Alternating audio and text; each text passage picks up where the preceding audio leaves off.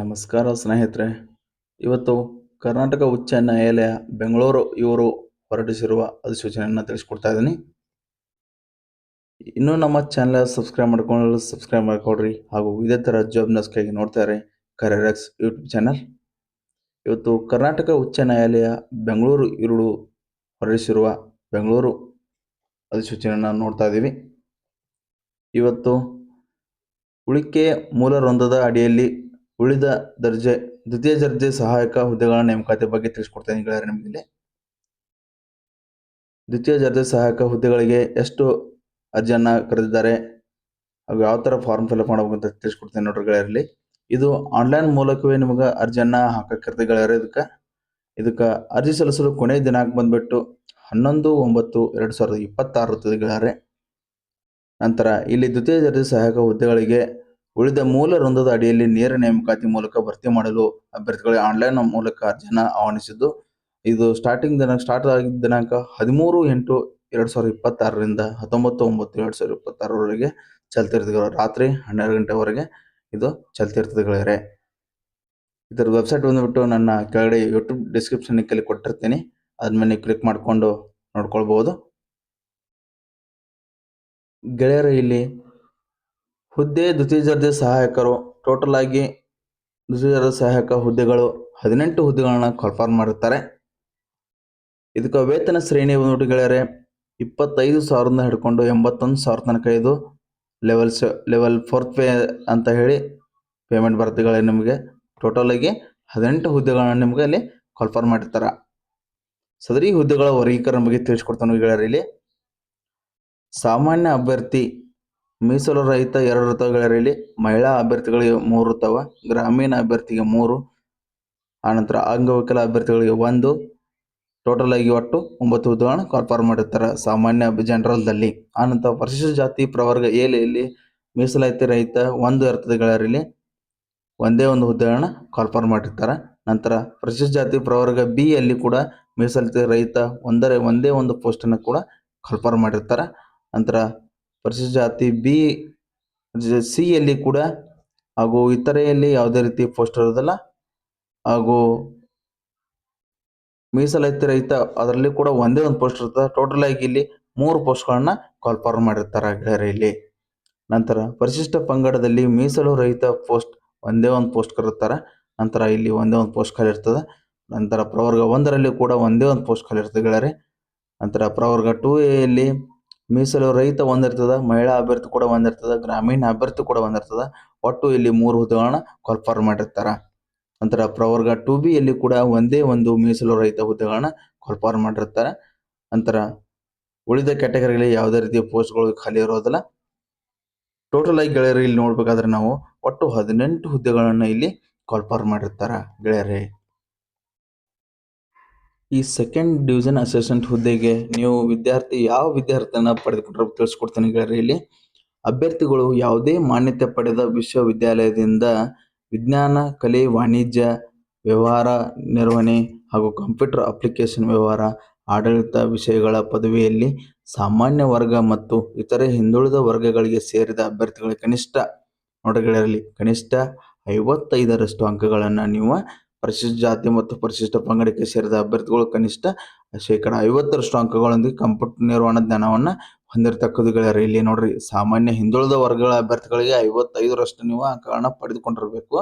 ನಂತರ ಪರಿಶಿಷ್ಟ ಜಾತಿ ಪರಿಶಿಷ್ಟ ಪಂಗಡದ ಅಭ್ಯರ್ಥಿಗಳು ಇರ್ತಾರಲ್ಲ ಅವರು 50% ಅಂಕಗಳೊಂದಿಗೆ ಕಂಪ್ಯೂಟರ್ ನಿರ್ವಹಣಾ ಜ್ಞಾನವನ್ನು ನಿಮಗೆ ಬರ್ತಿರಬೇಕು ಗೆಳೆಯರೆ. ಕಂಪ್ಯೂಟರ್ ಜ್ಞಾನವನ್ನು ಕೂಡ ನಿಮಗೆ ಬರ್ತಿರಬೇಕು.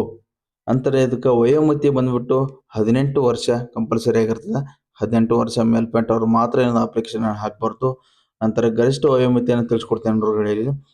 ಅಭ್ಯರ್ಥಿಯು ಪ್ರವರ್ಗ ಸಾಮಾನ್ಯ ಅಭ್ಯರ್ಥಿಗಳು 35 ವರ್ಷದಿಂದ ಪ್ಲಸ್ 5 ವರ್ಷ ಎಕ್ಸ್ಟ್ರಾ ಆಗಿದೆ. ನಿಮ್ಗೆ ಗರಿಷ್ಠ ವಯೋಮಿತಿ 40 ವರ್ಷ ತನಕ ನೀವು ಅಭ್ಯರ್ಥಿಯನ್ನು ಹಾಕ್ಬೋದು. ಹಾಗೂ ಇತರೆ ಹಿಂದುಳಿದ ವರ್ಗಗಳು 2A, 2B, 3D ಅಂತ ಇವರು 38 ವರ್ಷ ಇರ್ತದೆ. 38 ಪ್ಲಸ್ ಮತ್ತೆ 5 ವರ್ಷ ಎಕ್ಸ್ಟ್ರಾ ನಿಮ್ಗೆ ಗರಿಷ್ಠ ವಯೋಮಿತಿಯನ್ನು ನೀಡಿರ್ತಾರೆ ಗೆಳೆಯರಲ್ಲಿ.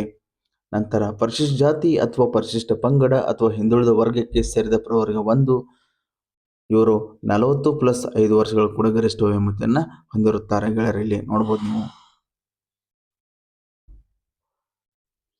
ನಂತರ ಗೆಳೆಯರಿ, ಅರ್ಜಿ ಸಲ್ಲಿಸುವ ವಿಧಾನ ಮತ್ತು ಅಭ್ಯರ್ಥಿಗಳಿಗೆ ನಿಗದಿಪಡಿಸಿದ ಶುಲ್ಕವನ್ನ ಈ ಕೆಳಗಿನಂತೆ ಕೊಟ್ಟಿರ್ತಾರೆ. ಅದನ್ನು ಕೂಡ ನಿಮ್ಗೆ ತಿಳಿಸ್ಕೊಡ್ತೀನಿ ಬರೀಲಿ.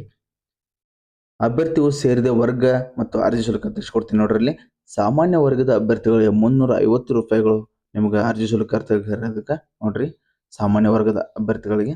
ನಂತರ ಇತರೆ ಹಿಂದುಳಿದ ವರ್ಗದ ಪ್ರವರ್ಗ 2A 2B 3B ಇವರಿಗೂ ಕೂಡ 350 ರೂಪಾಯಿಗಳು ಮಾತ್ರ ಅರ್ಜಿ ಶುಲ್ಕ ಇರ್ತದೆ. ನಂತರ ಪರಿಶಿಷ್ಟ ಜಾತಿ, ಪರಿಶಿಷ್ಟ ಪಂಗಡ, ಹಿಂದುಳಿದ ವರ್ಗಕ್ಕೆ ಸೇರಿದ ಪ್ರವರ್ಗ ಹಾಗೂ 1 ಹಾಗೂ ಅಂಗವಿಕಲ ಅಭ್ಯರ್ಥಿಗಳಿಗೆ 200 ರೂಪಾಯಿಗಳು ಅರ್ಜಿ ಶುಲ್ಕ ಇರೋದಕ್ಕೆ ನೋಡ್ರಿ, ನಿಗದಿತ ಶುಲ್ಕ ಇದು ಕಂಪಲ್ಸರಿಯಾಗಿ ಇಷ್ಟ ಅಮೌಂಟ್ ನೀವು ಕಟ್ಟಲೇಬೇಕಾಗಿರ್ತದೆ.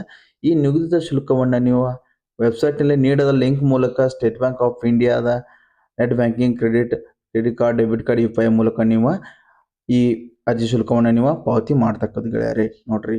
ನಂತರ ಗೆಳೆಯರಿ, ಶುಲ್ಕ ಪಾವತಿಸದ ಅಭ್ಯರ್ಥಿಗಳು ಅರ್ಜಿಗಳನ್ನು ತಿರಸ್ಕರಿಸಲಾಗುವುದು ಮತ್ತು ಒಮ್ಮೆ ಪಾವತಿ ಮಾಡಿದ ಶುಲ್ಕವನ್ನು ಮರುಪಾವತಿ ಮಾಡಲಾಗುವುದಿಲ್ಲ ಎಂದು ಇಲ್ಲಿ ತಿಳಿಸ್ಕೊಟ್ಟಿದ್ದಾರೆ ಗೆಳೆಯರೆ. ನೀವೇನು ಒಂದ್ಸಲ ಪೇಮೆಂಟ್ ಮಾಡಿರ್ತಾರಲ್ಲ, ಪೇಮೆಂಟ್ ಮಾಡಿದ್ದ ನಾವು ಹೊತ್ತೆ ಅವರು ವಾಪಸ್ ನಿಮಗೆ ಕೊಡೋದಿಲ್ಲ ಅಂಥೇಳಿ ತಿಳಿಸ್ಕೊಟ್ಟಿರ್ತಾರೆ.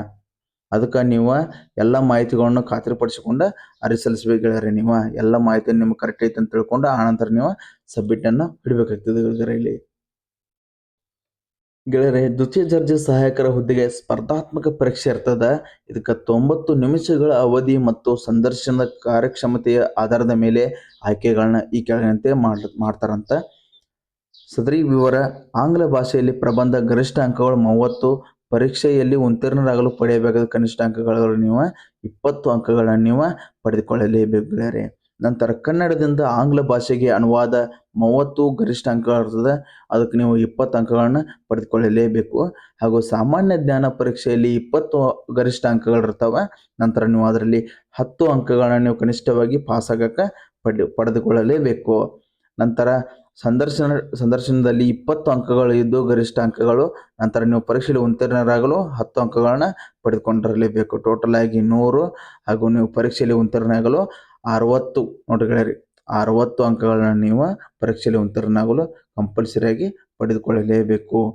ಅರ್ಹತಾ ಪರೀಕ್ಷೆಯಲ್ಲಿ ಗಳಿಸಿರುವ ಒಟ್ಟು ಶೇಕಡ ಅಂಕಗಳ ಆಧಾರದ ಮೇಲೆ 1:10 ಅನುಪಾತದಂತೆ ಅದರಂತೆ ಅಧಿಸೂಚಿಸಲಾದ ಒಂದು ಹುದ್ದೆಗೆ 10 ಅಭ್ಯರ್ಥಿಗಳನ್ನು ಇಲ್ಲಿ ಅರ್ಹತಾ ಕ್ರಮದಲ್ಲಿ ಸ್ಪರ್ಧಾತ್ಮಕ ಪರೀಕ್ಷೆಯಲ್ಲಿ ಕರೆಯಲಾಗುತ್ತದೆ ತಿಳಿಸಿಕೊಟ್ಟಿದ್ದಾರೆ ಗೆಳೆಯರೇ. ನಂತರ ಗೆಳೆಯರಲ್ಲಿ, ಅರ್ಹತಾ ಪರೀಕ್ಷೆಯಲ್ಲಿ 2 ಅಥವಾ ಹೆಚ್ಚಿನ ಅಭ್ಯರ್ಥಿಗಳು ಒಟ್ಟು ಅಂಕಗಳ ಶೇಕಡಾವಾರು ಸಮಾನತೆಯನ್ನು ಪಡೆದಿದ್ದಾರೆ. ಅಂತಹ ಅಭ್ಯರ್ಥಿಗಳ ವಿಷಯದಲ್ಲಿ ಅರ್ಹತೆಯನ್ನು ಮನಸ್ಸಿನಲ್ಲಿ ಆಧಾರದ ಮೇಲೆ ನಿಗದಿಪಡಿಸ್ತಾರೆ ಗೆಳೆಯರಂತಿಲ್ಲಿ ನೋಡ್ರಿ. ಈಗ 2 ಅಭ್ಯರ್ಥಿಗಳು ಒಂದೇ ಒಂದು 10 ನೀವು ಮಾರ್ಕ್ಸ್ ತೊಗೊಂಡಿದ್ರಂದ್ರೆ ಅದಕ್ಕೆ ಅವರ ಅರ್ಹತೆ ಆಧಾರದ ವಯಸ್ಸಿನ ಆಧಾರದ ಮೇಲೆ ಅವರ ನಿಗದಿಪಡಿಸ್ತಾರಂತ. ಒಂದು ವೇಳೆ ನೀವು ಒಬ್ಬ ವಿದ್ಯಾರ್ಥಿ ಈಗ ಫಸ್ಟ್ 2 60 ಮಾರ್ಕ್ಸ್ ತೊಗೊಂಡಿರ್ತಾರಲ್ಲ, ಮಾರ್ಕ್ಸ್ ತೊಗೊಂಡೋದು ಒಬ್ಬನು 21 ವಯಸ್ಸಿನವಿದ್ದ ಅಂದರೆ ಮತ್ತೊಬ್ಬನು 40 ಅಥವಾ 42 ವಯಸ್ಸಿನವ್ರು ಇರ್ತಾರಲ್ಲ, ಅಂಥ ಟೈಮ್ದಲ್ಲಿ 42ನೇ ಏನು ವ್ಯಕ್ತಿ ಇರ್ತಾನೆ, 42 ವಯಸ್ಸಿನ ವ್ಯಕ್ತಿ ಇರ್ತಾನಲ್ಲ, ಆ ವ್ಯಕ್ತಿಗೆ ಈ ಹುದ್ದೆಯನ್ನು ನೀಡ್ತಾರೆ. ಯಾಕಂದ್ರೆ ಅವ್ರಿಗೆ ಏಜ್ ಲಿಮಿಟ್ ಇರೋದಿಲ್ಲ, ಏಜ್ ಮುಗಿಯಕ್ಕೆ ಬಂದಿರುತ್ತೆ, ಹಾಗಾಗಿ ಆ ಹುದ್ದೆಯನ್ನು ಅವ್ರಿಗೆ ಕೊಡ್ತಾರೆ. ಹಾಗೂ 21 ಇದೇನು ವಯಸ್ಸಿರ್ತಲ್ಲ ಈ ಹುಡುಗನಿಗೆ ಮತ್ತೆ ನಿಮಗೆ ಅವಕಾಶ ಇದಾವಪ್ಪ, ನೀವು ಮತ್ತೆ ಕಟ್ಟಿ ಎಕ್ಸಾಮ್ ಬರಿಬೋದು, ಇವರಿಗೆ ಅವಕಾಶ ಇಲ್ಲ ಅಂತ ತಿಳಿಸ್ಕೊಡ್ತಾ ಅವರಿಗೆ ಹುದ್ದೆಯನ್ನು ಕೊಡ್ತಾರೆ ಗೆಳೆಯರೇ. ನಂತರ ಗೆಳೆಯರಲ್ಲಿ, ಸ್ಪರ್ಧಾತ್ಮಕ ಪರೀಕ್ಷೆಯಲ್ಲಿ ಯಶಸ್ವಿಯಾದ ಅಭ್ಯರ್ಥಿಗಳು ಅರ್ಹತೆಯ ಕ್ರಮದಲ್ಲಿ ಅಧಿಸೂಚಿಸಿರುವ ಖಾಲಿ ಹುದ್ದೆಗಳ ಸಂಖ್ಯೆಗೆ 5 ಪಟ್ಟು ಗೆಳೆಯರೇ ನೋಡ್ರಲ್ಲಿ, 5 ಪಟ್ಟು ಅಭ್ಯರ್ಥಿಗಳನ್ನ ಸಂದರ್ಶನಕ್ಕೆ ಇಲ್ಲಿ ಕರೆಯಲಾಗುವುದು ಅಂತ ತಿಳಿಸಿಕೊಟ್ಟಿದ್ದಾರೆ. ನಂತರ ಗೆಳೆಯರೇ, ನೀವು ಆನ್ಲೈನ್ ಅರ್ಜಿಯನ್ನು ಸಲ್ಲಿಸುವ ಮೊದಲು ಅಭ್ಯರ್ಥಿಗಳಿಗೆ ಸೂಚನೆ ಅಂತ ತಿಳಿಸ್ಕೊಟ್ಟಿದ್ದಾರೆ ಗೆಳೆಯರಲ್ಲಿ ನೋಡ್ರಿ. ನೀವು ಆನ್ಲೈನ್ ಮೂಲಕ ಅರ್ಜಿಯನ್ನು ಸಲ್ಲಿಸ್ತಿರಲ್ಲ, ಅವ್ರಿಗೊಂದು ಸೂಚನೆ ಇದೆ ಅಂತ ತಿಳಿಸ್ಕೊಡ್ತೀನಿ ನೋಡ್ರಿ ಗೆಳೆಯರಲ್ಲಿ. ಅಭ್ಯರ್ಥಿಯು ಆನ್ಲೈನ್ ಅರ್ಜಿಯನ್ನು ಸಲ್ಲಿಸುವ ಮೊದಲು ಎಲ್ಲ ಸೂಚನೆಗಳನ್ನು ಎಚ್ಚರಿಕೆಯಿಂದ ಓದತಕ್ಕದ್ದು. ತಪ್ಪಾದ ಮತ್ತು ಸುಳ್ಳು ಅಥವಾ ಸಂಪೂರ್ಣ ಮಾಹಿತಿಯುಳ್ಳ ಅರ್ಜಿಗಳನ್ನು ತಿರಸ್ಕರಿಸಲಾಗುವಂತ ಇಲ್ಲಿ ತಿಳಿಸಿಕೊಟ್ಟಿದ್ದಾರೆ ಗೆಳೆಯರೇ. ನಂತರ ವಿವಿಧ ಮೀಸಲಾತಿಗಳನ್ನು ಕೋರುವ ಅಭ್ಯರ್ಥಿಗಳು ಎಲ್ಲಾ ಮೀಸಲಾತಿಯನ್ನು ಒಂದೇ ಅರ್ಜಿಯಲ್ಲಿ ನಮೂದಿಸಿ ಸಲ್ಲಿಸತಕ್ಕದ್ದು ಗೆಳೆಯರೇ. ನಂತರ ಅಭ್ಯರ್ಥಿಗಳು ಕಡ್ಡಾಯವಾಗಿ ಮಾನ್ಯ ಹೊಂದಿರುವ ಮೊಬೈಲ್ ಸಂಖ್ಯೆ ಮತ್ತು ಇಮೇಲ್ ಐಡಿಯನ್ನು ನಮೂದಿಸತಕ್ಕದ್ದು ಗೆಳೆಯರೇ. ನಂತರ SMS ಅಥವಾ ಇಮೇಲ್ ಮುಖಾಂತರ ಅಭ್ಯರ್ಥಿಗಳಿಗೆ ಸಂದೇಶ ತಲುಪುವುದರಲ್ಲಿ ಈ ಪ್ರಾಧಿಕಾರವು ಹೊಣೆಯಾಗುವುದಿಲ್ಲ ಅಂತ ತಿಳಿಸಿಕೊಟ್ಟಿದ್ದಾರೆ.